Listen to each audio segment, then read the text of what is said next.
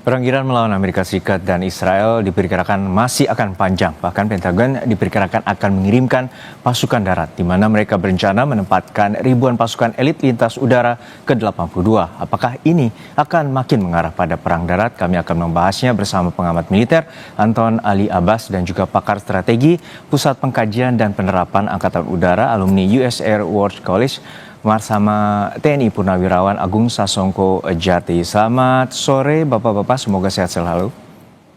Selamat sore, Mas. Ya, saya ke Pak Agung dulu. Pak Agung, kita mengetahui bahwa rekam jejak dari Divisi Lintas Udara ke-82 atau 82nd Airborne ini cukup panjang dari Perang Dunia Kedua, Perang Teluk 91 dan juga di Afghanistan. Seperti apa sebenarnya Donald Trump ini mengerahkan 1.500 atau up to 1.500 pasukan airborne ini atau para troopers ini ke Iran? Waduh, saya sebetulnya penggemar berat daripada 82nd Airborne. Saya membaca novel mereka di Longest Day, segala macam Perang Dunia Kedua, Perang Vietnam. Tapi untuk kali ini dengan mohon terpaksa saya bilang bahwa mengirim sampai 4.000 orang atau 5.000 orang ke wilayah kedaulatan Iran adalah bunuh diri. Karena yang saya lihat adalah pasukan lintas udara ini adalah infanteri ringan yang bila tidak didukung artileri berat atau kavaleri di medan Iran yang bergunung, mereka akan sasaran empuk bagi artileri, divisi artileri baja dan unit paramiliter yang sangat menguasai medan. Karena tindakan ini menunjukkan sebetulnya keputusasaan Amerika mempertahankan hegemoni yang mulai dia menggunakan segala macam cara untuk menekan, untuk membuat pressure, berupa tekanan. Jadi sebetulnya lebih bersifat perang informasi dan benar real kekuatan, karena nggak berarti apa-apa, hanya sampai 10.000 pun tidak berarti apa-apa, karena itu akan akan hanya membuat keniscayaan kesia-siaan. Bahkan jika unit elit ini sampai dihancurkan atau ditawan dalam 48 jam tanpa dukungan support logistik, maka ini akan justru malah menjatuhkan atau merusak moral daripada dan kedudukan Amerika di Timur Tengah. Jadi mereka tidak akan recover lagi dari kondisinya yang sudah bayangkan 27 pangkalannya sudah dihancurkan. Kemudian mereka tidak bisa apa-apa, tidak bisa melaksanakan normal sebagai pelindung, sekarang malah dilindungi. Dan dalam saat negara-negara teluk kehabisan rudal pencegah serangan udara hanya untuk melindungi Amerika, itu mereka malah tindakan mereka untuk mengirim pasukan ini, kalau jumlahnya cuma sekian, itu betul-betul tanpa didukung dengan segala macam artileri dan lapis baja, itu sama saya dengan bunuh diri. Tapi sebelumnya sudah ada pengiriman pasukan sekitar 2.000 marinir dan juga kemudian ini adalah sebuah divisi lintas udara yang memiliki rapid response atau rapid insertion atau serangan pasukan cepat. Ini seperti apa? Apakah juga selain menekan tadi yang Anda bilang, ini juga akan menyasar ke Pulau Kark ataupun juga untuk membuka Selat Hormuz? Yang namanya pasukan itu kan pasti besar ya, banyak dan itu dukungan logistik. Selama mereka tidak bisa dilindungi secara baik dari serangan rudal balistik atau rudal jelajah atau drone, itu sama saja dengan kasihan mereka. Tidak ada tempat di Timur Tengah yang aman dari serangan rudal. Yang di Israel saja tidak aman. Bagi mereka itu yang pertama. Terus yang kedua, kalaupun mereka harus berhadapan juga dengan pasukan Iran dengan senjata yang sama, kekuatannya dengan sama, ininya mereka bertahan apa? Karena pasti mereka kan andalnya dukungannya pesawat terbang A-10 Thunderbolt, kemudian dukungan helikopter serbu Apache atau helikopter serbu lain yang hebat-hebat itu, dan juga rudal drone yang bersenjata. Tapi semuanya itu sekarang menjadi praktis lumpuh dengan bertemu dengan drone 528-nya Iran yang sangat canggih. Bayangin, rudal air to air tapi loitering, itu di dunia nggak ada, yang punya cuma Iran doang. Dan kemarin terasa berhasil membuat satu F-35 turun, apalagi kalau pesawat yang lain. Jadi praktis sebetulnya untuk air power ketinggian rendah itu mereka tidak ada jaminan bahwa Amerika bisa sanggup untuk mensupport pasukan darat ini. Ya, saya ke Mas Anton. Mas Anton, kita menyatakan bahwa dari juru bicara Gedung Putih menyatakan bahwa ini merupakan salah satu leverage agar sebuah pressure bagi Iran untuk menerima ceasefire ataupun juga membuka pintu negosiasi. Menurut Anda seperti apa sebenarnya dari Amerika Serikat sendiri untuk membuka pintu negosiasi ini? Ya, sebenarnya satu, Mas. Yang pertama adalah strategi seperti ini sebenarnya adalah hal yang lumrah ketika apalagi menjalang ataupun ingin membangun yang namanya proses negosiasi, karena ini memang satu adalah untuk leverage, itu satu. Kedua, Trump kalau misalnya kita lihat ini seakan-akan ada ambigu ya. Yang pertama adalah dia ngomong sudah selesai, sudah berhasil, lalu kemudian dia ngomong bahwa Iran sudah bersedia untuk bernegosiasi, itu lalu kemudian dia muncul lagi dengan seperti ini. Jadi kadang-kadang orang kemudian melihatnya ada semacam ada ambiguitas atau inkonsistensi dari ucapan Trump. Tapi kalau kita perhatikan, justru itulah strateginya Trump. Ketika kita bicara tentang dia menerapkan strategi ambiguitas, ketika dia bicara tentang untuk bagaimana memelihara konflik atau membangun konflik. Kita bisa lihat misalnya bagaimana, jadi dengan kata lain, maksud saya adalah ketika kita melihat Trump, kita jangan hanya sekadar mencermati apa yang dikatakan dia, tapi apa yang dia lakukan. Ya, dalam hal ini adalah bahwa ketika kita bicara tentang pengiriman pasukan ini, seperti tadi yang dijelaskan oleh Pak Agung, udah ada airborne, lalu ada marine, lalu ada pasukan yang memang sudah stay di sana, walaupun juga ada yang bergeser misalnya. Dan kata lain, kita bisa melihat bahwa ini adalah sebuah persiapan, gitu ya, persiapan. Kalau misalnya marinir ya jelas untuk pendaratan. Jadi ini adalah sebuah persiapan. Walaupun nanti kita juga akan menunggu, karena tidak hanya sekedar hanya mereka saja pasukan tempur, tentu ada bantuan tempurnya, medisnya dan lain-lain, logistiknya seperti apa. Itu yang akan kita tunggu. Tapi ini adalah tahapan persiapan. Ya, jadi yang pertanyaannya adalah kapan ini akan dilakukan. Nah, ini akan kemudian diskusinya sebenarnya di sana. Ya, Anda menilai bahwa ini akan segera terjadi invasi darat oleh Amerika Serikat? Bisa jadi gitu. Jadi bisa jadi kemudian Amerika melakukan invasi. Karena kita melihat misalnya apa yang dilakukan dia di Venezuela. Di Venezuela itu tidak ujuk-ujuk kegiatannya. Itu dia melakukan pergeseran ribuan pasukan dulu secara perlahan-lahan. Begitu juga cerita dengan Iran ini. Lain halnya kalau kita membandingkan tentang Greenland. Greenland itu hanya statement saja Trump, gitu ya. Trump ingin mengambil alih, mengakuisisi Greenland, bla bla bla, tapi dia tidak membuat gerakan militer. Ini yang tadi saya lihat bahwa ketika dia sudah melihat gerakan militer, dia menggeser pasukan militer, itu namanya yang kita harus cermati adalah pergeserannya. Nah, itu adalah indikasinya yang harus kita baca, bukan statementnya. Jadi bagi saya ketika Trump sudah melakukan ini adalah fase persiapan, walaupun nanti kemudian apakah itu jadi atau tidak jadi itu lain soal, karena kemudian tidak hanya bisa sekedar pasukan ini, jadi harus ada bantuan-bantuan yang lain, bantuan tempur yang lain, Mas. Ya Pak Agung, untuk saat ini sebenarnya seperti apa mekanisme tahapan pengiriman untuk invasi darat?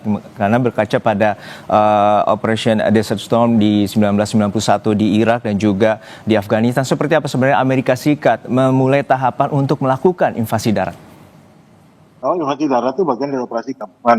Biasanya operasi darat itu dengan pengumpulan pasukan dahulu dan logistik.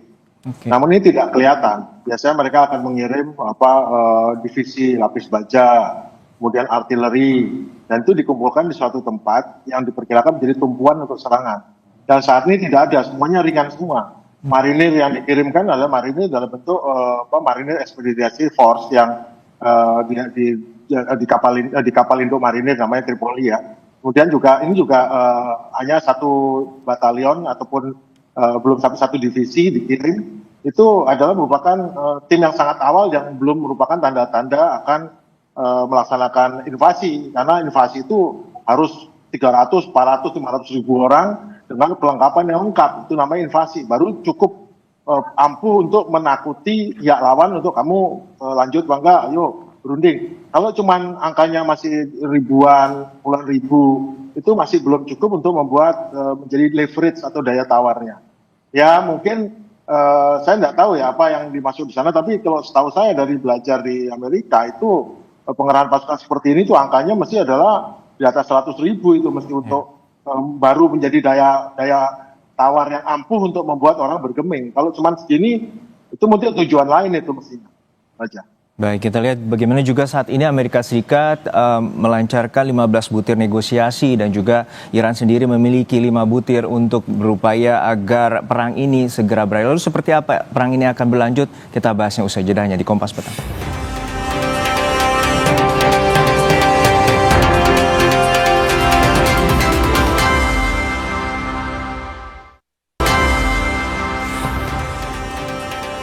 Kembali di Kompas Petang, Saudara. Amerika Serikat berencana mengirimkan pasukan darat di mana mereka berencana menempatkan ribuan pasukan elit lintas udara ke-82. Untuk membahasnya kami telah bersama dengan pengamat militer CIDE, Anton Ali Abbas, dan juga pakar strategi Pusat Pengkajian dan Penerapan Angkatan Udara alumni US Air War College, Marsma TNI Purnawiran Agung Sasongko Jati. Saya ke Pak Agung kembali. Pak Agung, tadi Anda menyatakan bahwa invasi darat ini tidak mungkin karena harus membutuhkan ratusan ribu pasukan yang akan dikirimkan menuju Iran. Untuk saat ini apakah mungkin Trump ini adalah menargetkan Selat Hormuz ataupun juga titik lokasi lainnya di mana saat ini adalah tekanan utama dari Iran adalah Selat Hormuz? Jadi motivasi utama pengiriman lintas udara, divisi lintas udara ini lebih kental dengan aspek politik domestik dan informasi. Dia butuh narasi kemenangan cepat untuk menjustifikasi klaimnya di Washington dan mengalihkan perhatian dari inflasi energi dalam negeri. Amerika ingin melakukan serangan dekapitasi di udara dan untuk mengubah rezim dan mengamankan Selat Hormuz secara absolut. Namun kepentingan nasional yang sejati dari Amerika itu bukan itu, yaitu adalah stabilitas pasar energi dan keamanan dolar. Itu yang paling penting, tapi dikorbankan dengan perjudian militer ini. Nah, Amerika itu sudah terjebak dalam delusi bahwa teknologi udara dan pasukan elit bisa menggantikan massa otot atau MES atau prajurit yang dibutuhkan dalam perang darat sesungguhnya. Karena kepentingan nasional itu nggak akan terpenuhi karena operasi ini. Justru nanti malah menguras stok amunisi hanyut. Karena belum apa-apa mereka harus dilindungi dari serangan udara. Karena yang paling ditakutkan adalah serangan udara dan dibutuhkan hanyut. Bayangkan pasukan bergerak tapi harus dilindungi dengan pertahanan udara yang harus masif dan mahal. Jadi sebetulnya Trump tuh ingin mengunci kembali kendalinya atas energi global lewat Selat Hormuz. Namun malah memicu blokade yang lebih ketat kalau gini. Jadi sebetulnya sampai titik ini sebetulnya militer itu sudah bukan jawaban, bukan option, tetapi diplomasi. Militer itu hanyalah tekan, tapi sudah terbukti bahwa kemampuan militernya menghancurkan semua akses udara dan hampir menghancurkan sebagian besar daripada Iran. Ternyata tidak mampu membuat Iran menyerah, dan kalau Iran tidak menyerah berarti Iran tidak kalah, dan tidak kalah berarti justru mereka yang, karena esensi atrisi itu adalah kuat-kuatan. Lama-lama nggak kuat dong. Nggak kuatnya apa? Nggak kuat secara mahal biayanya. Dua, nggak kuat karena naik harga minyak. Nggak kuat karena tekanan politik dalam negeri. Dan nggak kuat juga karena posisinya menjadi makin lemah secara diplomatik. Karena dia makin gagal dalam menekan ini, makin turun powernya Amerika di sana. Makin naik powernya Iran. Jadi sebetulnya pada saat ini kalau Donald Trump pintar, dia harus push ke diplomasi, mendapatkan apa yang masih bisa didapat, mumpung Iran belum dapat posisi lebih tinggi lagi, dan langsung menuju ke perjanjian. Ingat tahun 73, saat Amerika lagi perang Vietnam yang sangat berat itu, menjalin perjanjian dengan Cina untuk masuk World Trade Organization, untuk masuk perdagangan bebas. Itu langkah yang sangat jenius. Jadi dengan saat benci-bencinya pada komunis, tetapi saat yang sama mengajak agar apa? Karena dia punya musuh yang lebih berat, yaitu Uni Soviet.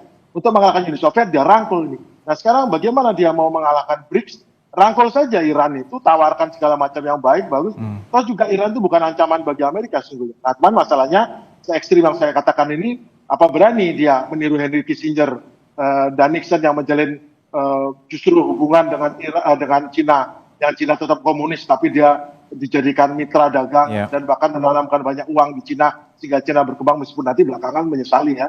Tapi sekarang kenapa tidak ke Iran? Itu malah pilihan yang lebih bijak daripada melanjutkan perang yang malah merontokkan Amerika di sini. Di mana? Di Timur Tengah. Ya, sebelum ke soal negosiasi, saya ke Mas Anton. Mas Anton, apakah juga ada kemungkinan, karena ini adalah pasukan serangan cepat dan juga memiliki taktik gerilya dan hit and run yang baik untuk sisi dari Amerika Serikat, apakah juga ada menyasar ke infrastruktur ekspor minyak atau kilang minyak di wilayah Pulau Kark dari Iran?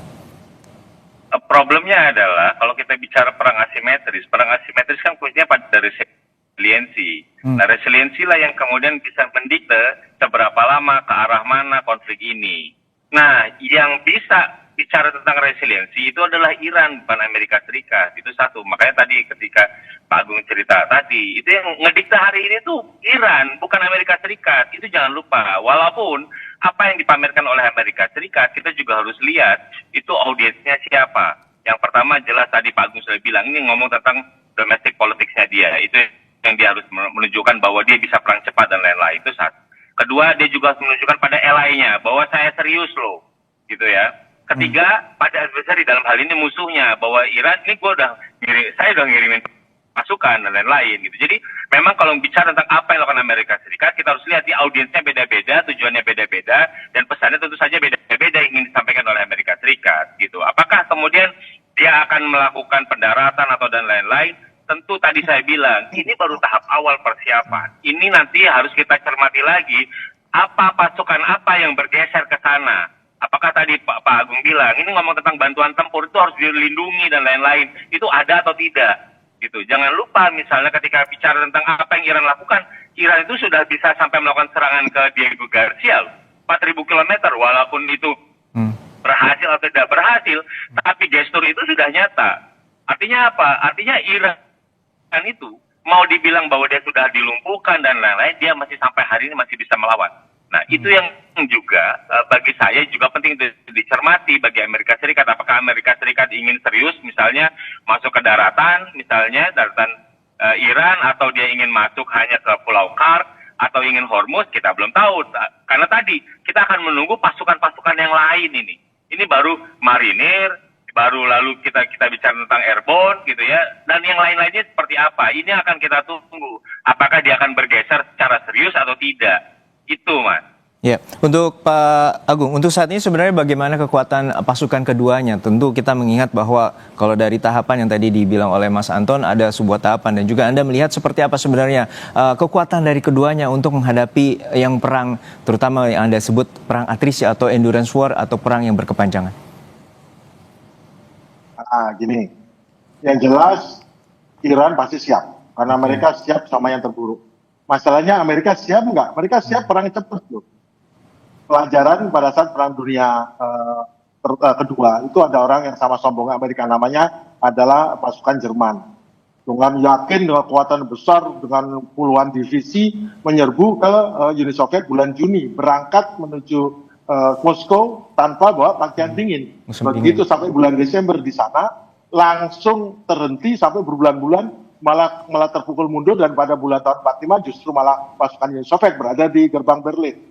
Itu sama kayak sekarang. Orang Amerika ini jelas tidak siap untuk perang ini. Mereka siapnya untuk segera cepat bunuh Ali Khamenei, bunuh semuanya, selesai, kelar. Kemudian Iran di bawah pengaruhnya ataupun gimana rezim yang baru. Mereka nggak siap untuk ini kelihatan. Kelihatan ini kan kalau nggak punya strategi, maka nggak punya exit strategi. Nah ini jelas misi Epic War itu udah gagal. Ini udah masuk ke operasi berikutnya yang belum direncanakan dengan baik, karena kalau direncanakan baik kan sudah siap, ini nggak siap apa-apa. Dan yang saya ketahui sekarang yang siap tempur pasukan darat Amerika itu cuma total 120.000 orang. Mereka bukan seperti tahun 1991 yang sudah siap.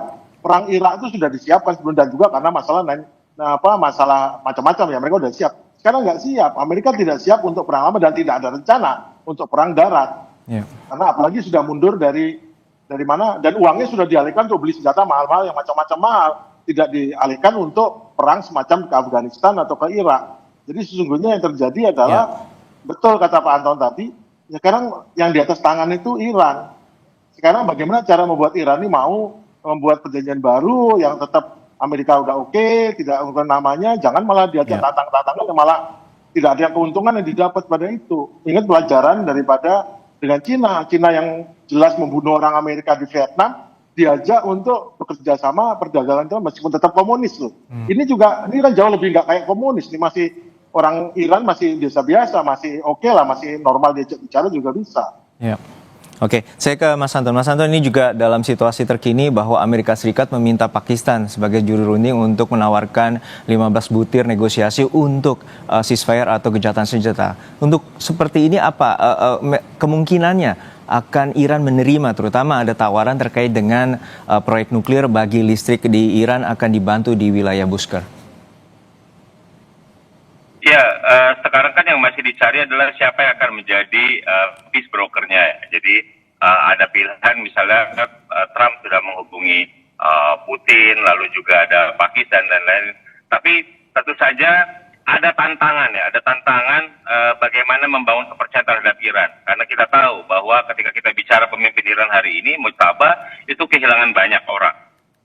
Ayahnya, istrinya, dan lain-lain. Kita bisa membayangkan bagaimana kemudian ada ketidakpercayaan kepercayaan yang sangat tinggi terhadap yang namanya Amerika Serikat. Kenapa? Karena mereka kan bilang bahwa ini serangan ini seperti backstab gitu. Jadi mereka seperti ditusuk dari belakang. Kenapa? Kita lagi di tengah-tengah proses perundingan, tapi kemudian terjadi serangan. Jadi dengan kata lain, ini memang ada proses yang panjang gitu. Di sisi lain saling serang satu sama lain gitu. Jadi bagi saya, apakah ini akan cepat kemudian mereka duduk di meja perundingan? Jawabannya memang tentu ini tergantung siapa yang nanti akan menjadi peace brokernya dan bagaimana kemudian peace broker tersebut membangun kredibilitas yang tinggi yang bisa dipercaya oleh para pihak yang bertikai. Dan itu memang tantangan adalah bagaimana membangun keyakinan dan kepercayaan kepada Iran karena di tengah mereka sangat rendah kepercayaan terhadap Amerika Serikat. Itu ini yang memang menjadi pelik. Kalau misalnya tawaran mau 15, mau 5 itu nanti gitu ya. Nanti akan bisa kita bicarakan ketika sudah oke dua-duanya sama mau duduk di meja perundingan. Jadi apa yang diminta Trump 15, kalau kata Iran enggak, saya nggak mau dengarkan, ya tetap aja perang terjadi gitu. Jadi 5 itu akan bisa kita bicarakan kalau mereka sepakat untuk sama-sama duduk di meja perundingan. Yang bagian mana yang oke, bagian mana yang tidak oke. Kalau misalnya kita lihat 15 itu kan itu semuanya merugikan Iran, yang Iran sedikit cuma dia akan diangkat sanksinya dan lain-lain. Siapa yang membayar atau siapa yang membayar ongkos dari kerusakan di Iran? Amerika Serikat nggak masukin di dalam situ. Gitu. Jadi akan ada banyak point of discussion-nya ya. Jadi ketika kita bicara tadi poin itu, tapi problem hari ini adalah siapa yang kemudian bisa diterima, terutama dari sisi Iran. Itu yang akan menjadi concern paling tinggi, ya. Karena saat ini Iran sangat defisit kepercayaan kepada pihak Amerika Serikat. Ya, 2 kali perundingan dan kemudian terjadi serangan dan terakhir adalah di Jenewa melalui Oman dan saat ini juga serangan terjadi di mana Amerika Serikat dan Israel terus menggempur Iran. Terima kasih sekali lagi Bapak-Bapak, Mas Anton Ali Abbas, pengamat militer dari Jeddah dan juga Marsema TNI Purnawirawan, Agung Sasongko Jati, pakar strategi alumni US War College bersama kami di Kompas Petang. Sehat-sehat selalu Bapak-Bapak.